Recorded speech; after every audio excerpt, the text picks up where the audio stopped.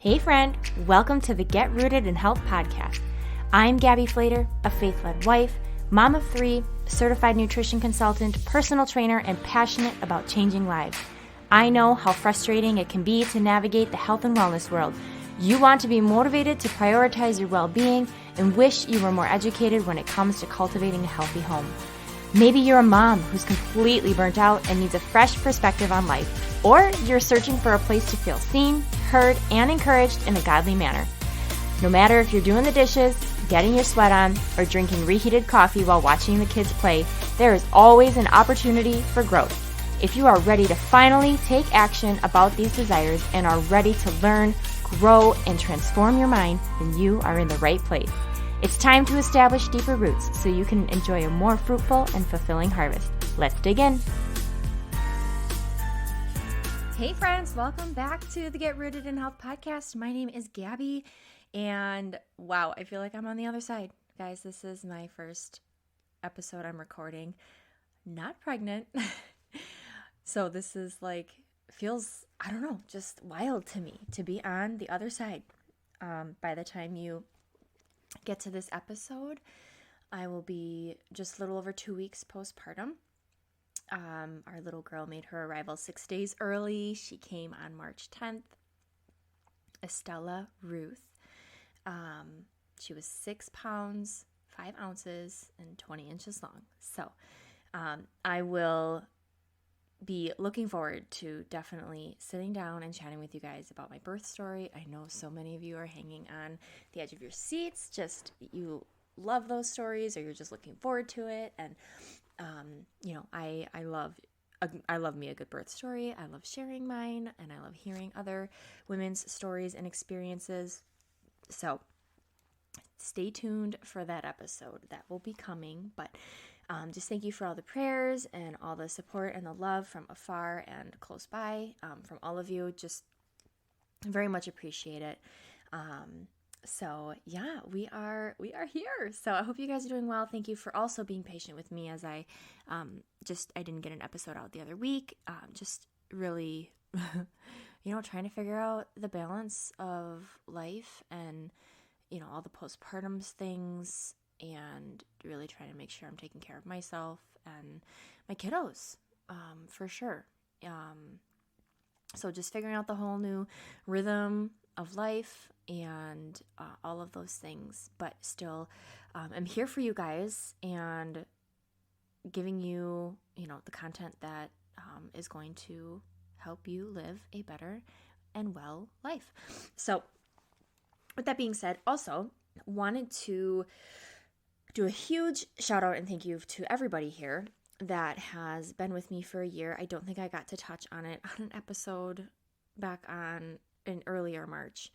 But we hit our 1 year mark. March 12th was the 1 year anniversary of me launching this podcast. So thank you. I have over 4,000 downloads, and we are just moving right along, and just grateful for this space. And no matter how many downloads, how many listeners, I'm still going to continue to show up. I feel that this is something that I know stretches me, grows me, and I think God will just continue to use. And even if it's a slow growth, I don't care. So I just want to appreciate, I just want you to know that I appreciate you and being here, whether you've been here the whole time or you've popped in, you found me later on.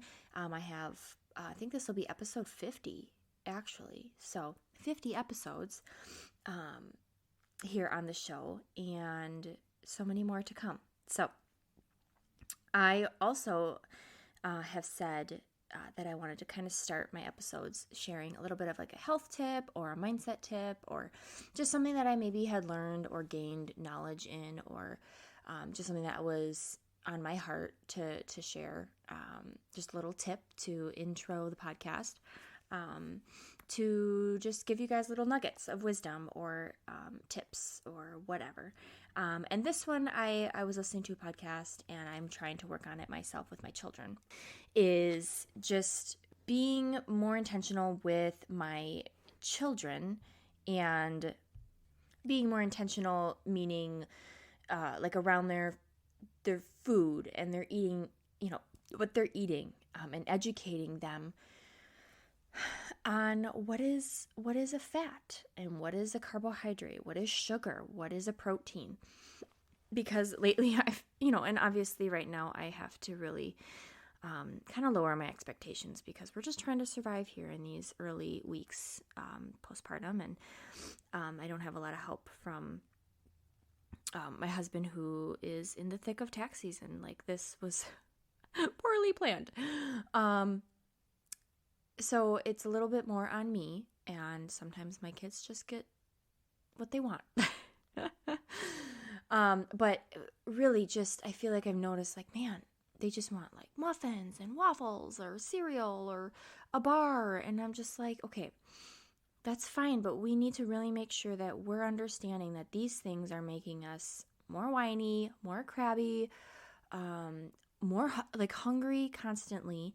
So we have to start educating our kids around food so that they make more informed decisions. Like, put the power in their hands, where they start to think through, oh, if I want an apple, maybe I should have some peanut butter with it or almond butter, because that's going to give me a little protein and some fat, and that's going to make me full a little bit longer than just having an apple. Now, there's nothing wrong in just eating an apple, but typically kids tend to and parents, it's easy just to give them, the crackers, the cereal, the bread, the bars, all the fruit, and it's easy. And that, not that those things are bad in and of themselves, but we wonder why our kids are having meltdowns, why they're crabby, why they're always hungry. And it's because we're not pairing their foods with protein or with some fat, just like we would ourselves. And so just encouraging you as moms, as parents, just to talk to them and have conversations. And I'm not always perfect at it either. I get real frustrated when my kids just don't eat what I give them, where I'm like, just eat it. I didn't give you something that you like absolutely despise.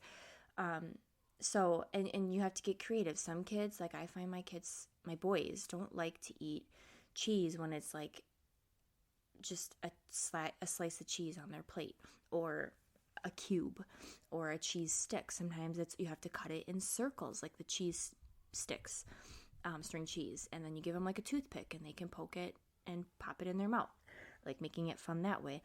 Or actually shredding it, and they like to eat the little cheese shreds, where I'm like, oh, you say you don't like cheese, but then if I do it this way and you put it on your tacos, you're eating all the cheese. So I try to shred cheese and put it on their plate, and typically that will work.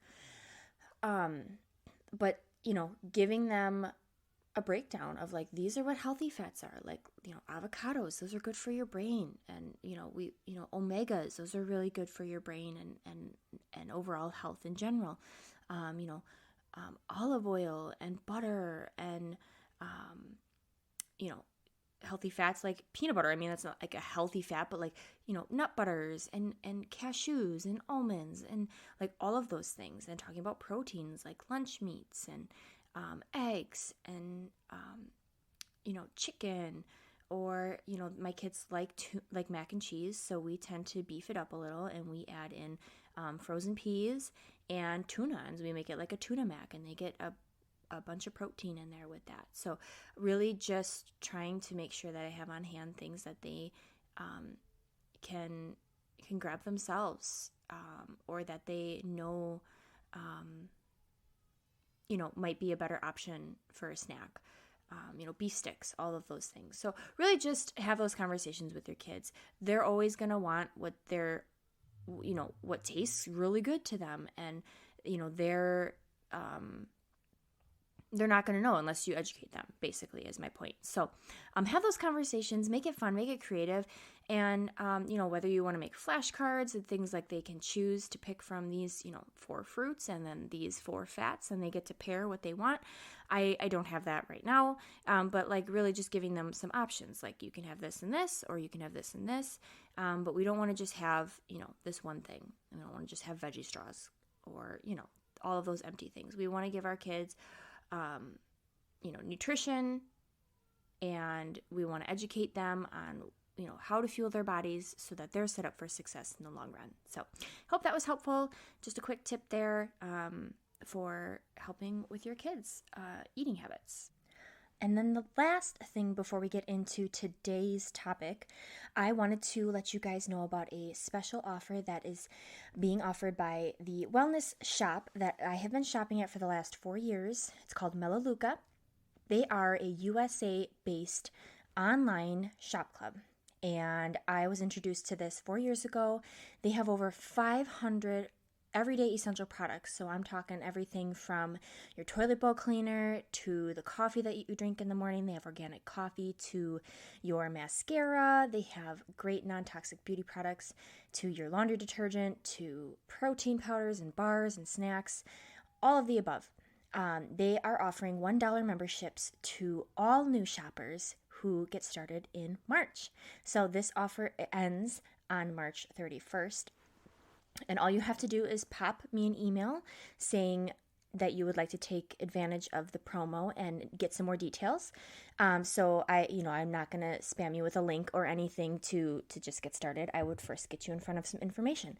And then you can go from there and decide. So you can just email me at gabby.flater@getrootedinhealth.com. You will find that always linked in the show notes. When you scroll below, you'll find that. Obviously, if you have my email, you're on my email list, you'll have that.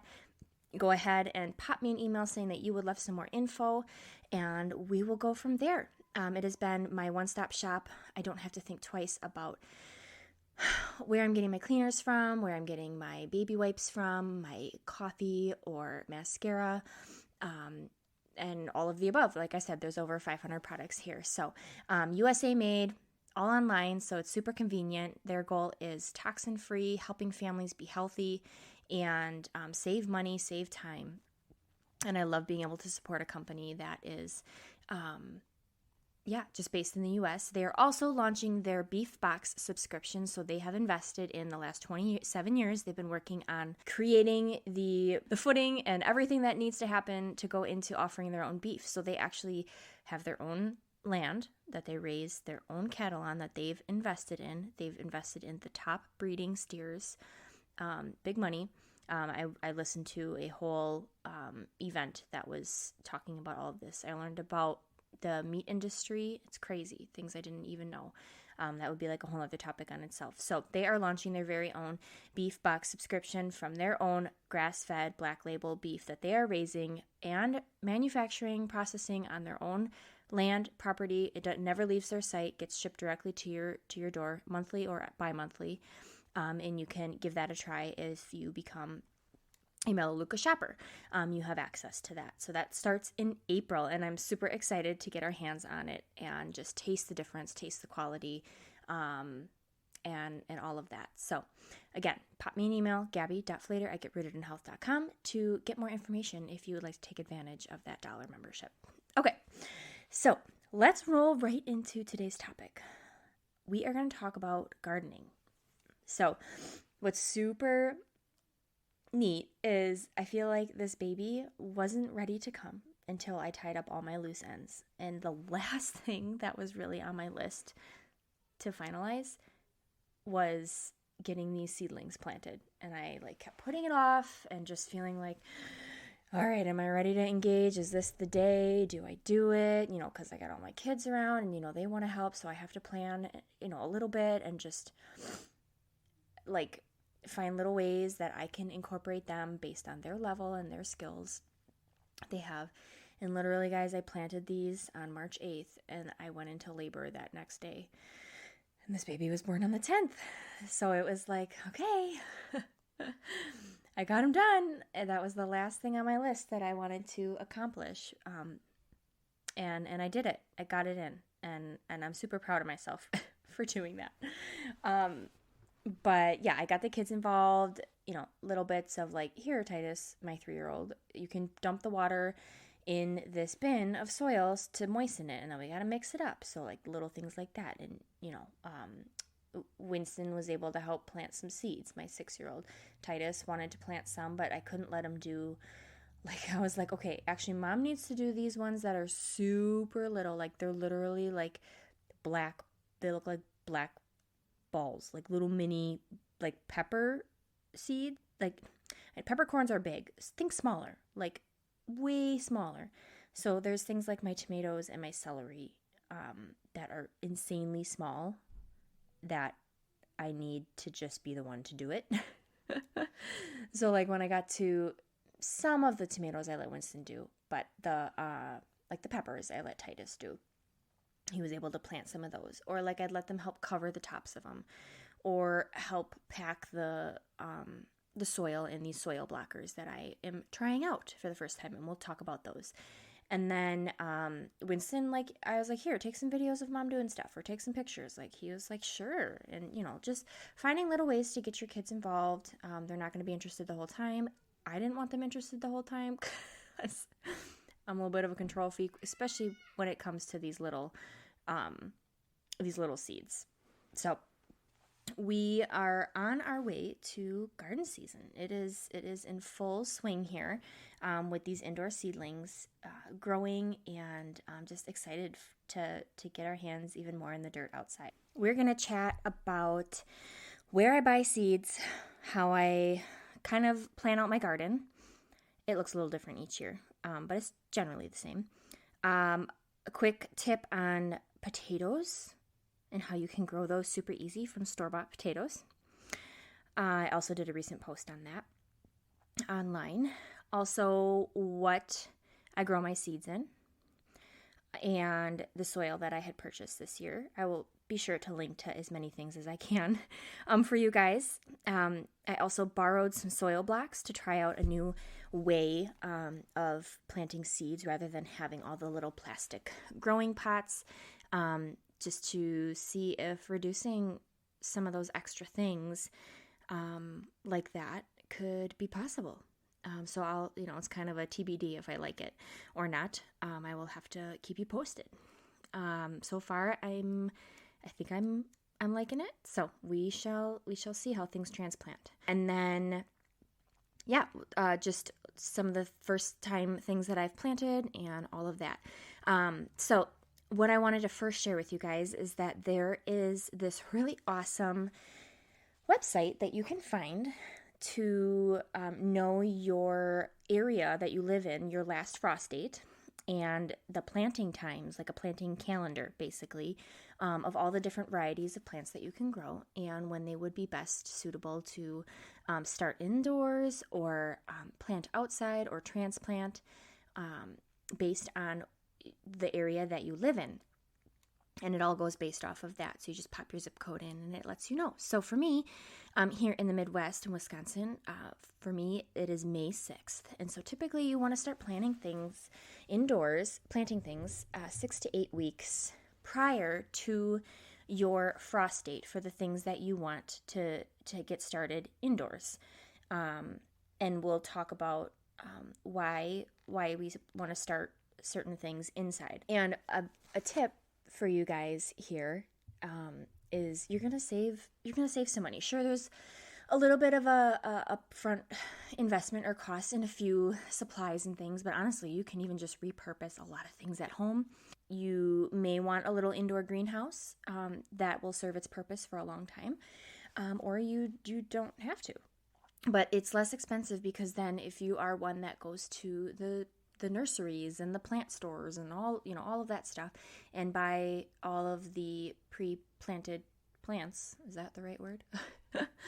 All the plants that other people will grow, it just ends up being more money, where you could get a packet of seeds for $2, $3, $4 and you have like a billion seeds in there.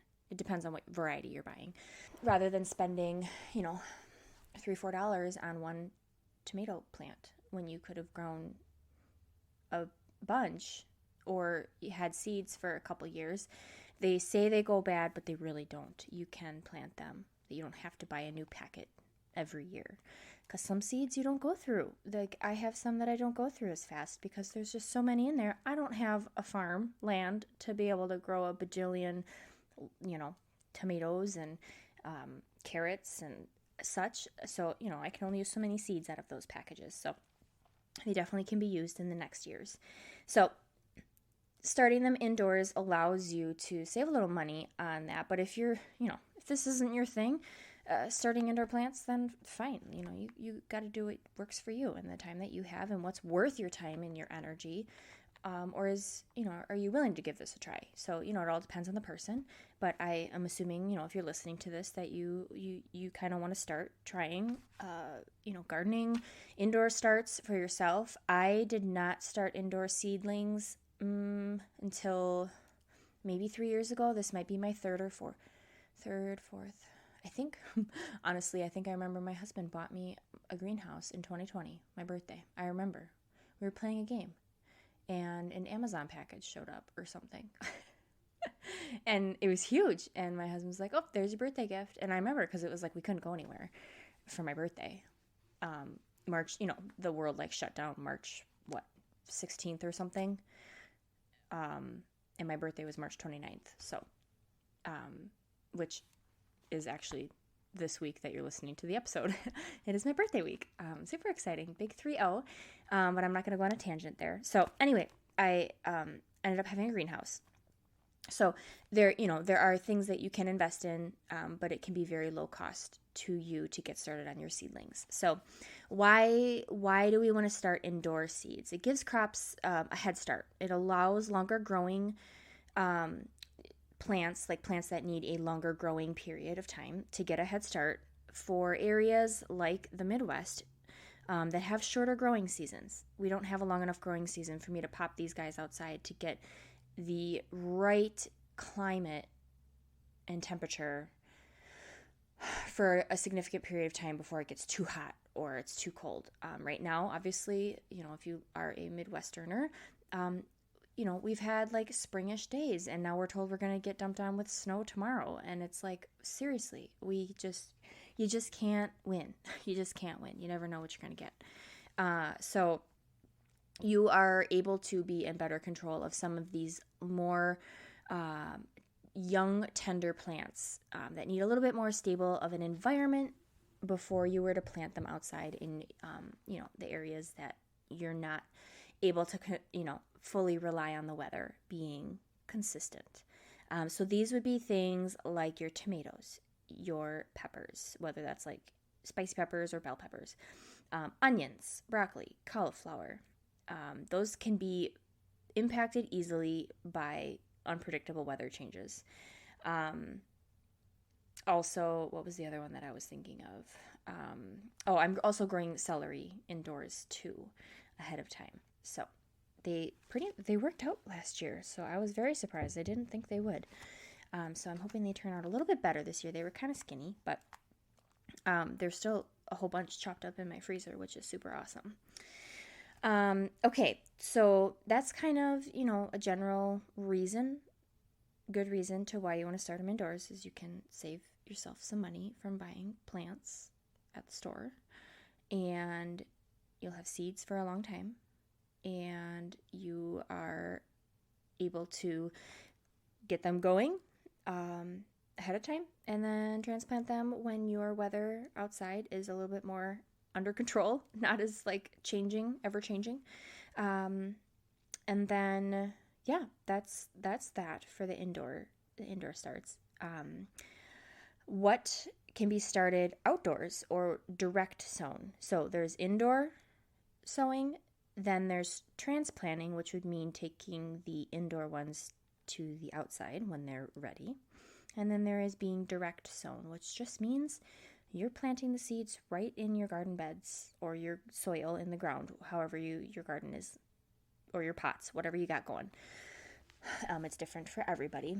And this would just mean you're not starting them indoors. You're not bringing them outside from anywhere. You're just literally popping the seeds in the ground, fresh soil outside. And these are going to be things like your root veggies, so like carrots, radishes, beets. They don't like their roots disturbed. You do not need to plant these inside. Radishes will sprout within 2 to 3 days.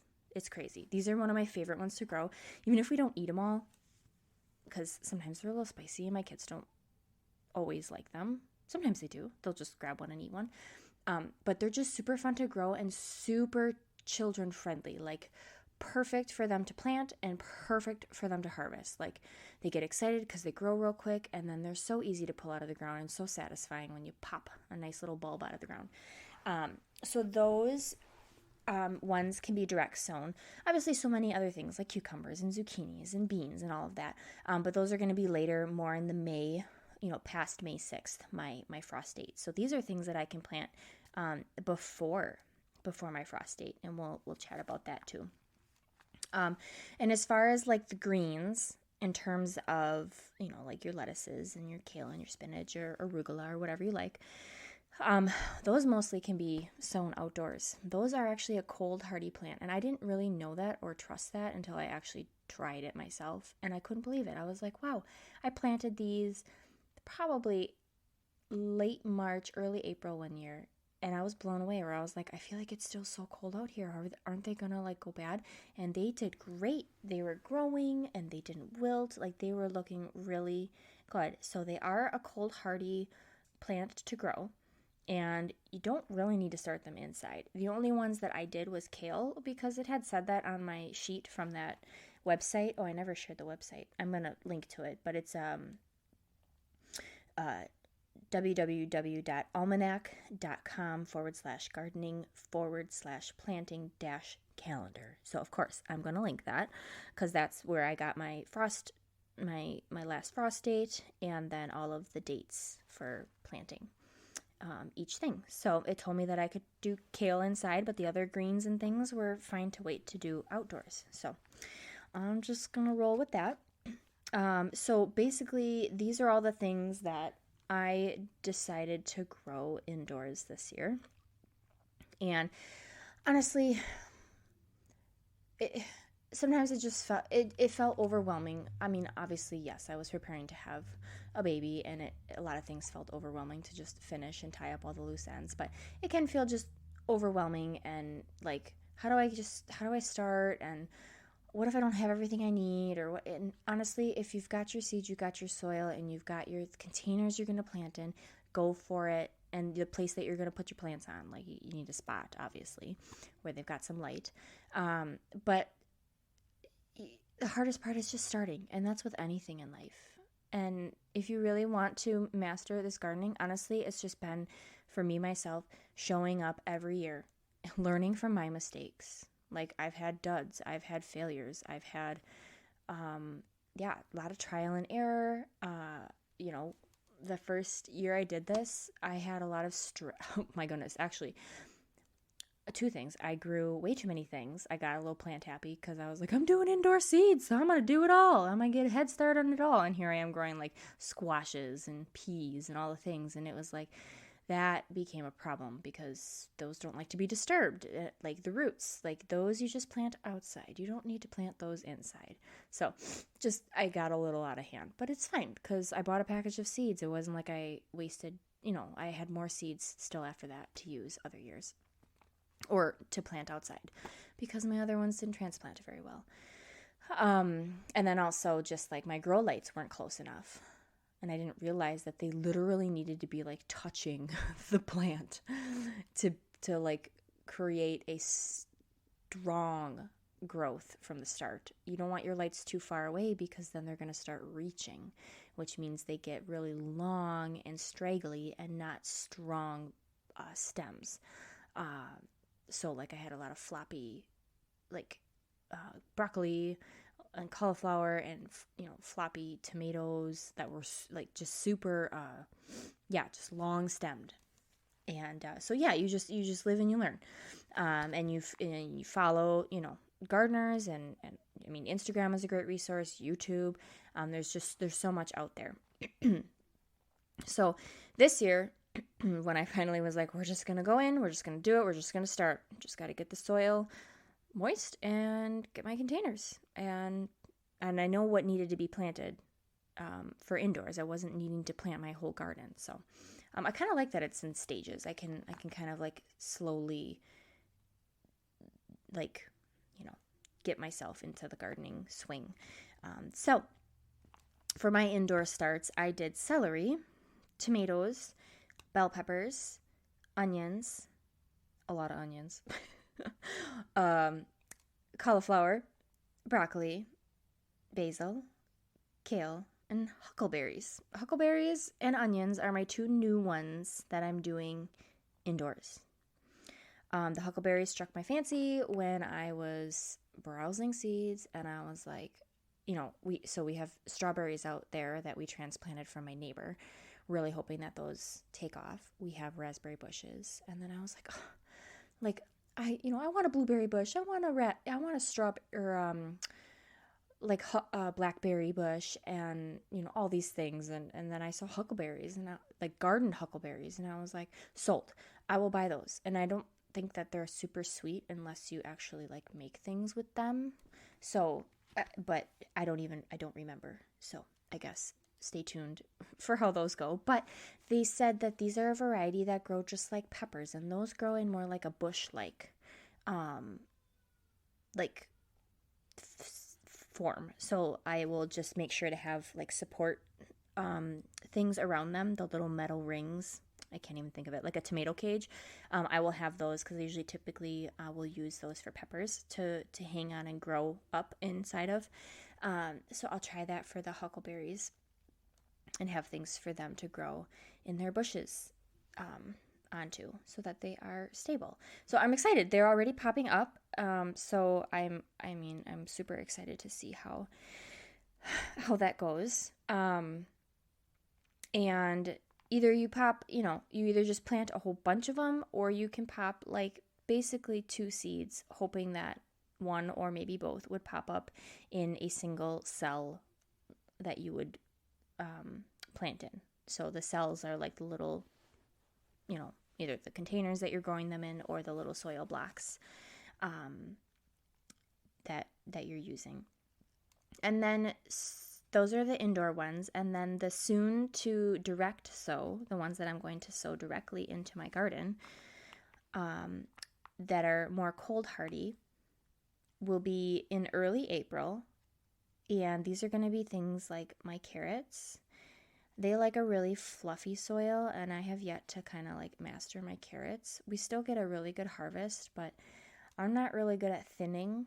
I don't like to take my time doing that, and I hate pulling plants because I feel like, why would I want to pull one that would produce life? But I also know that when they're too close together, they stunt the growth of each other, kind of, and you're not getting like really good quality carrots, like all of them could be, if you were to thin them. So it's kind of a love-hate thing where I'm like, I could pull them, but I don't like pulling little baby, seeds. So carrots, peas. Peas are very cold hardy. They like to be started early. We love sugar snap peas. They grow up like a trellis. So we just put some stakes in, and then we put up a wire fence, metal fence right in the middle, and we plant on both sides.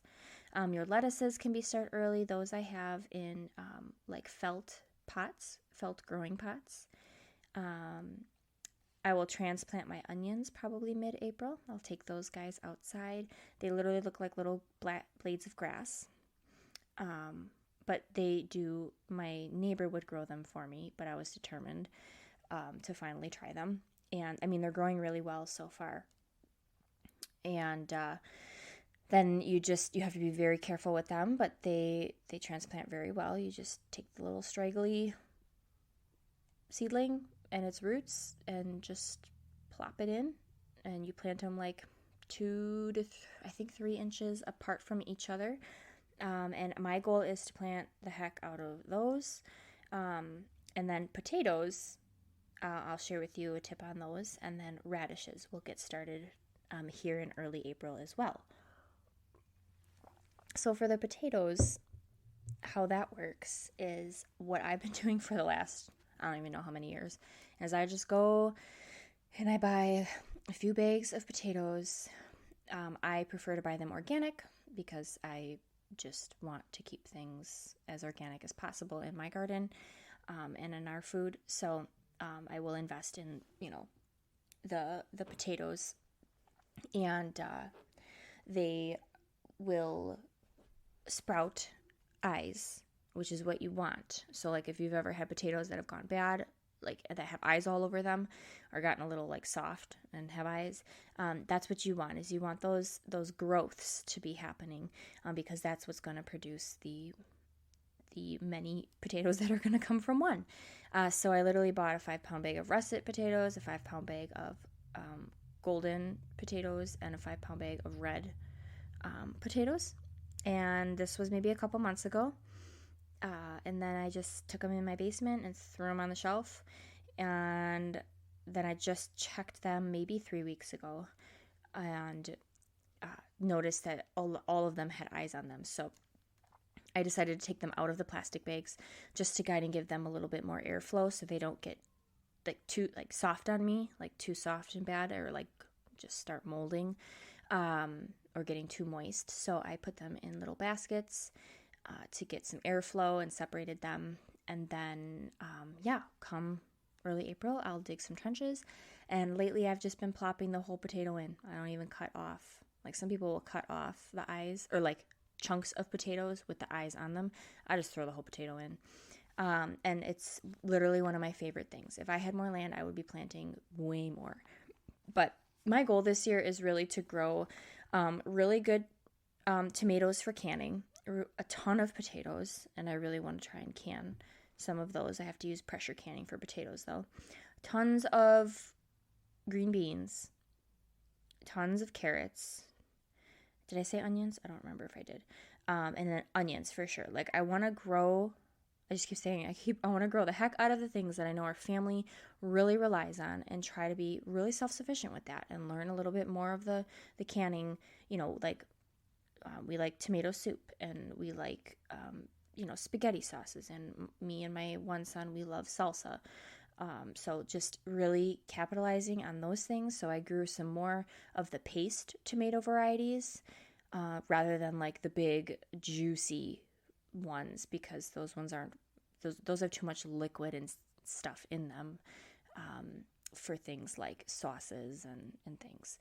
I did grow a couple cherry varieties too, because man, there's nothing better than just walking in your garden or past your garden and just pulling off a good old plump cherry tomato and eating it. That's like my favorite thing to do. Okay, so that is what will be sown directly. And then the rest of the things like cucumbers and green beans and a couple squashes or like zucchini. I'm not going to go crazy on those because like we're not at a stage in our life where like our family eats, like my kids aren't totally into that, and that's okay. I might try a butternut squash. I love those for soups or like for when our baby, is eating more solid stuff. So just like pureeing some of those things. I love having that. And then, what else is there? I already have garlic out there. I planted that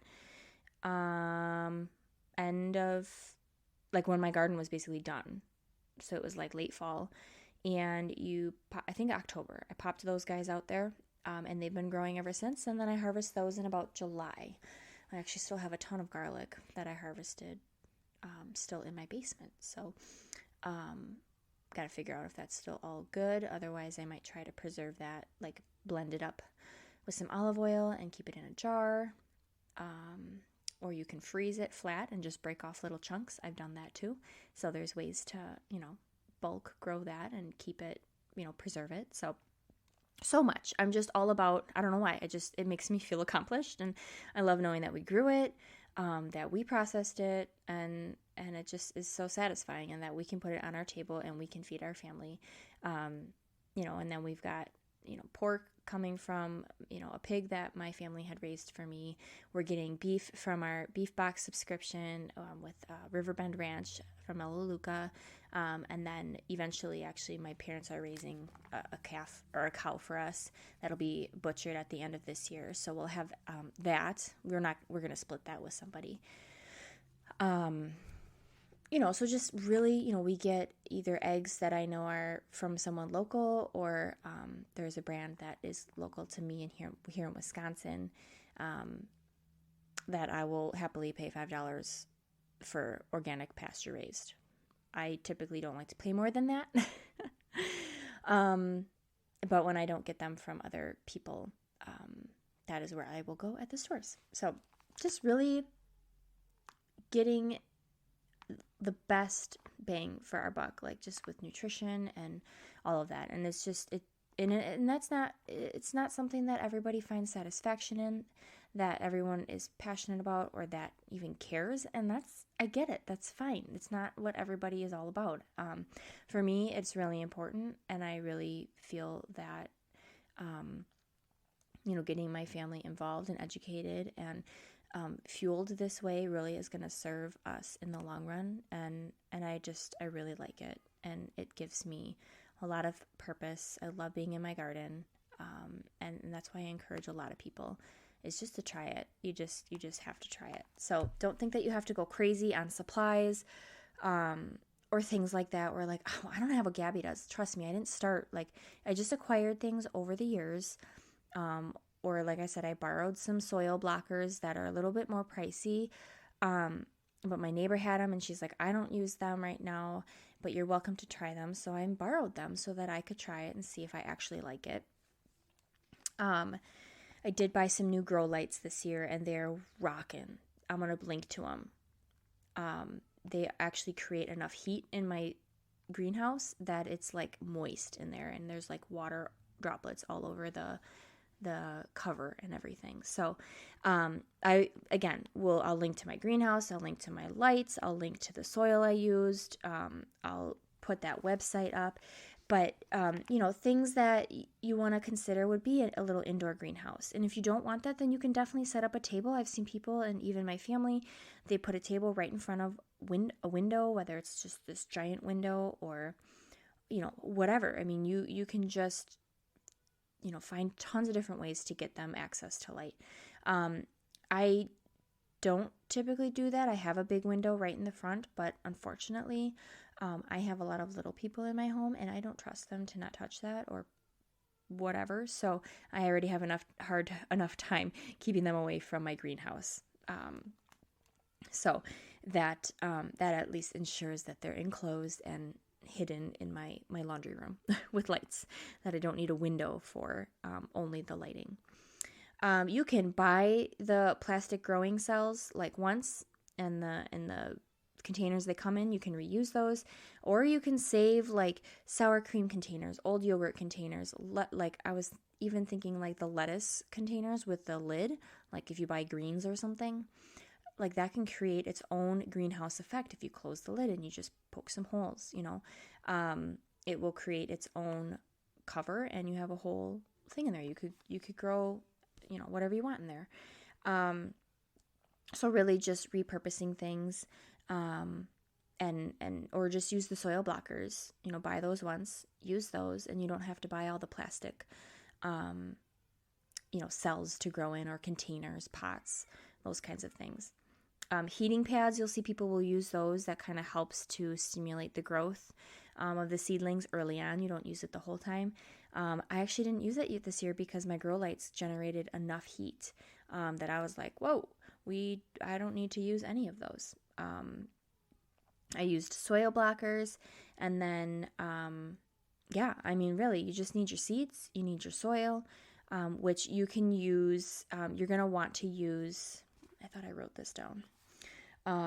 Yes, seed starting soil. So I bought a brand called Purple Cow, and then you can find that also at a local Stein's if that's a store that's by you.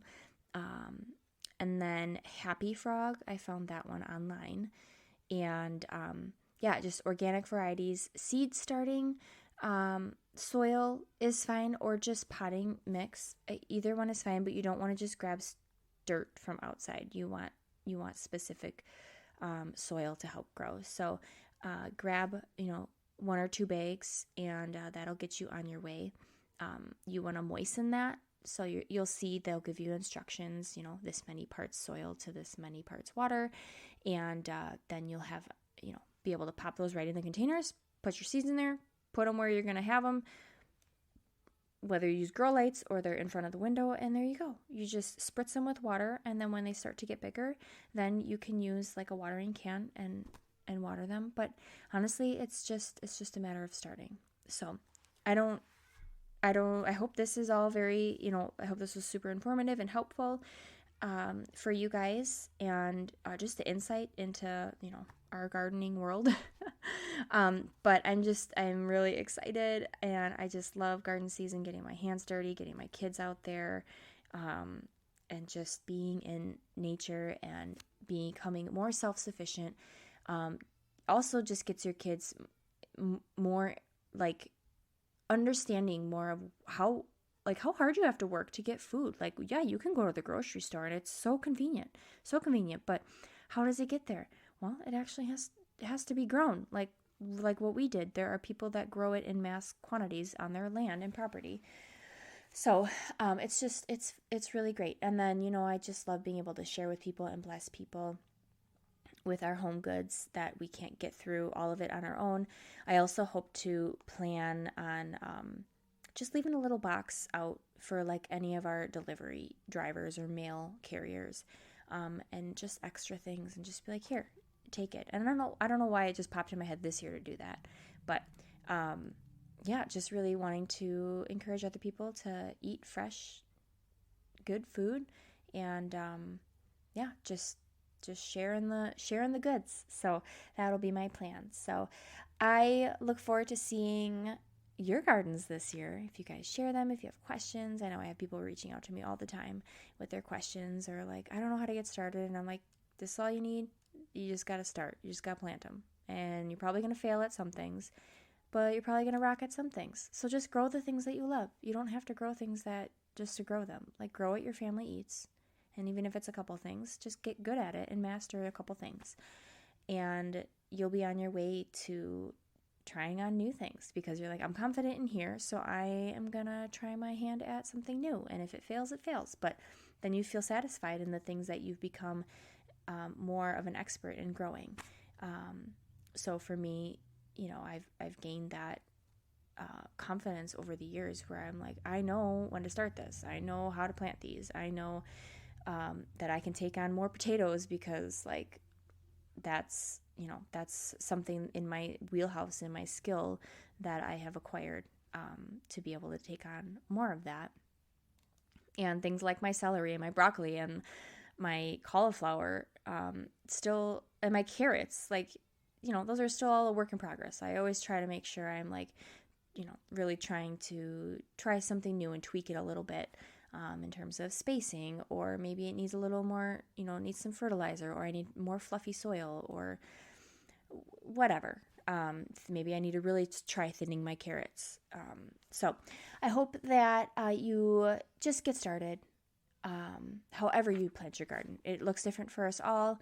You may work a full-time job and you just can't get yourself to do all of this indoor things, and buying starts is way better for you. Then do that. Like, do what works for you. Go find someone local to support that grows in their own greenhouse, rather than just going to like the Steins or the Home Depot or the Menards or whatever, and just sourcing that way.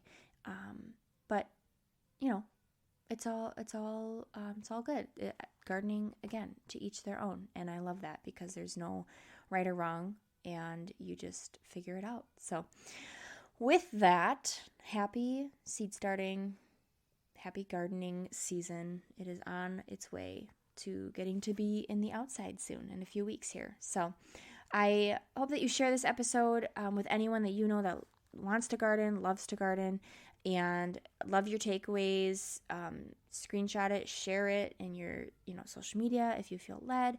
And if you have not left a rating and review yet, that's an awesome way to support the podcast for free. Helps me know that the content that I'm providing is of value to you, what you guys are liking and enjoying. It gives me great feedback. Takes 2 minutes, if even. Just go ahead and scroll down on my show on Apple Podcasts, and you can click and leave a honest rating and review. I read all of them, appreciate positive and the negative, whatever you have to say, and I look forward to chatting with you guys on the next episode. All right, bye.